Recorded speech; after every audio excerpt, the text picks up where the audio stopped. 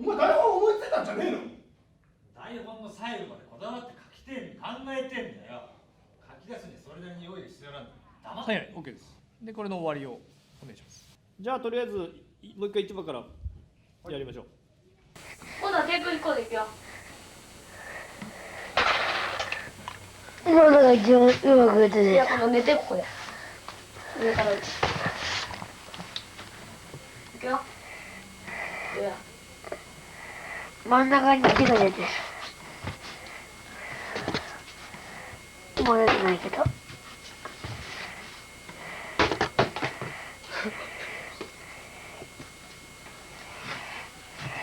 ストップして1回。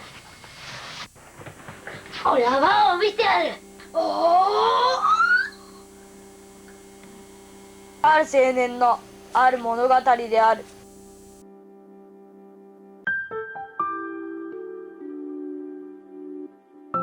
俺 YouTuber なんだよ。お前らのクソみたいな葛藤と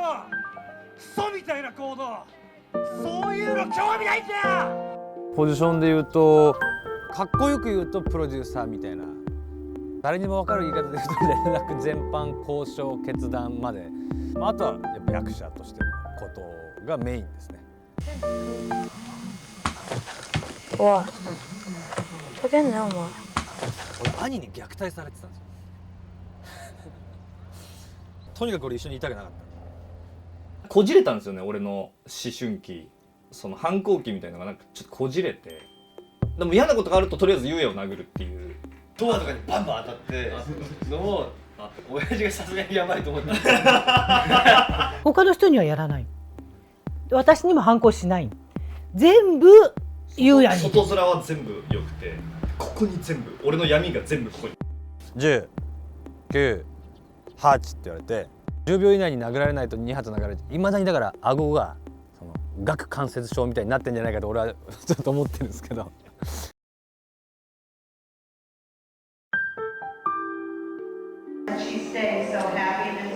俺 3D だったんですよ。もう丸、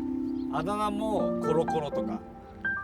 ゆうやはだからその時期バスケをやってやりながらもなんかドラムやったりとか、少しはほらなんか学文化祭とかでいろんなことやったりとか。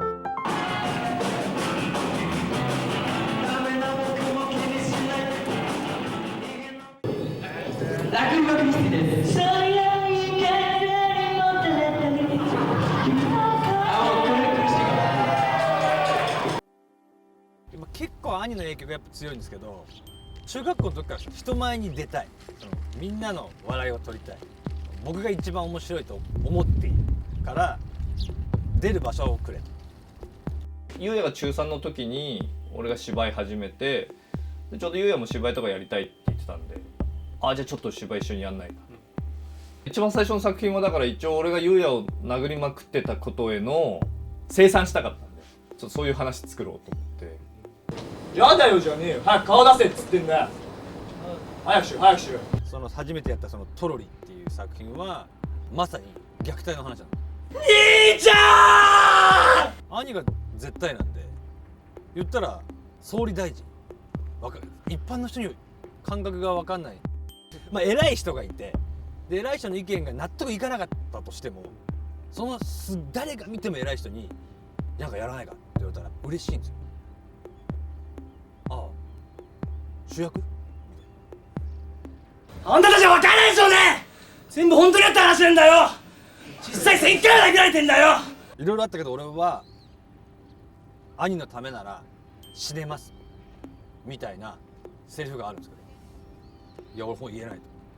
俺マジで思ってないから。やっぱりなんだかんだ言って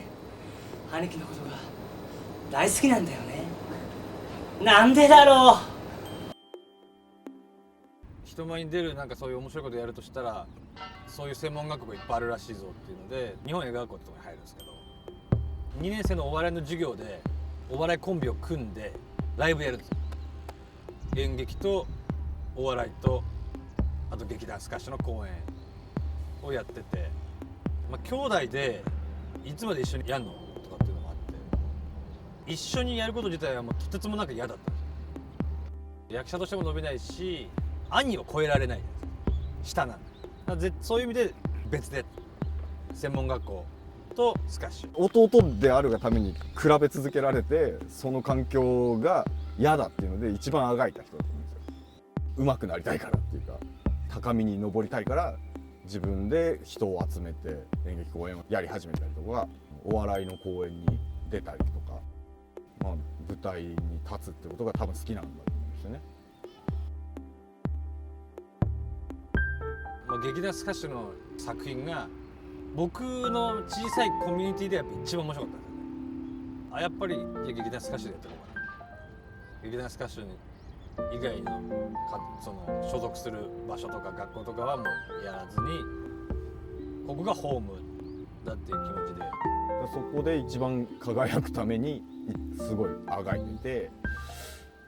そのおかげなのか、もともとそういう部活気質というかの部分のおかげなのかで、なんかすごく強い人になってます。一番最初に100万ビューに達したのが僕が作った釣りっていう動画で、何今引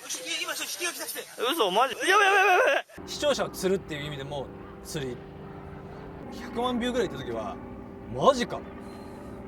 でも100万人にこれ見られちゃったんだって思いもなくはなかったですね。こちらの袋に人間を詰め込んで水上でその生活ができるかっていう。あ、いいね。いやー酸素いいよ。なんかずっとその時までなんかずっと過激なタイトルとか過激なサムネイルで見てもらうことばっかりやってたんですけど、 Google で呼ばれて、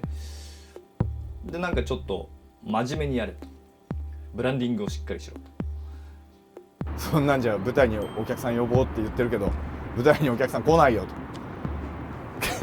池を泳いでる人のが舞台やってんだって言ったところで何を見に行きたいと思うんだって言われて、確かにそうだなと。だんだんいろいろ悔しくなってきて、ちゃんと劇団活動とちゃんとつながるようにドラマともう旅っていうラインで作っていこうって言って、それで「隙間男」をやった時ぐらいから、結構いろいろ変わって。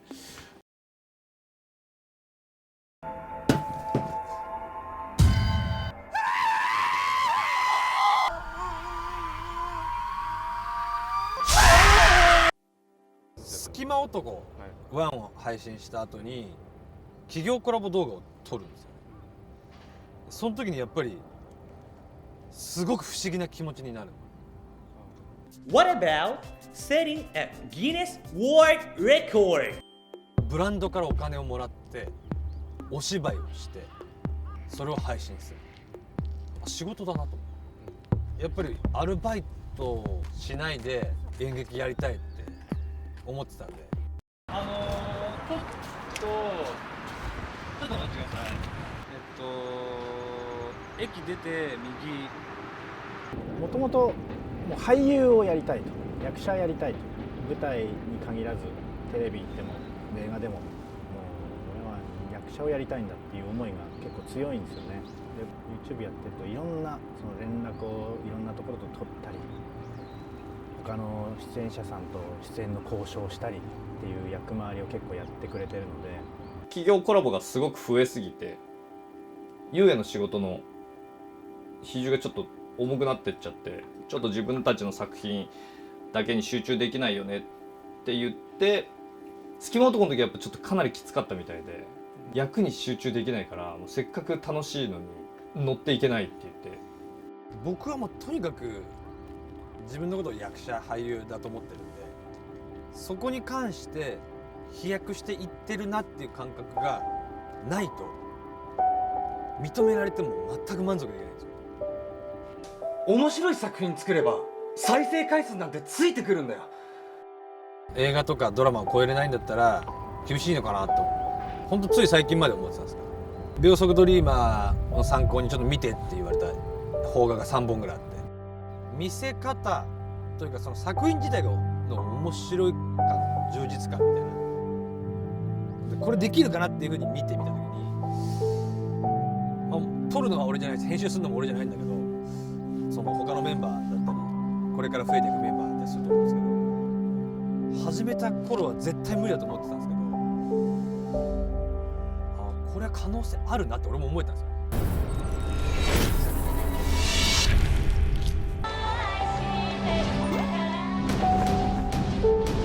ネットに精通してない人は隙間男の情報がまだ浅いからな。助けに行かねば。同感だ。スマート、外を見てくれないか。オッケー。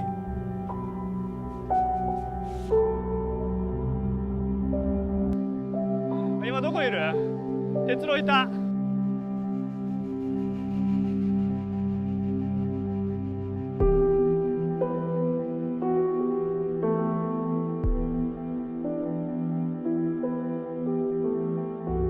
YouTube のドラマってこれだってうちのものだったら店でいけるものになってきてるんじゃないかなっていう。劇団スカッシュようやく始まったな。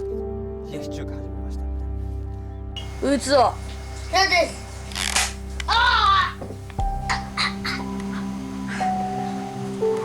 スタート。もう落ちるしかない。じゃあ最後にはいどうぞ。スタート。落ちたかバカ。時間があんまないですよね。両方やってると YouTube 撮って、じゃあ次じゃあ舞台だ、で準備期間あれもうこれしかないのかみたいな状態になっちゃってるんで、役者だけやりたいんだっていう思いがある人間とか、いや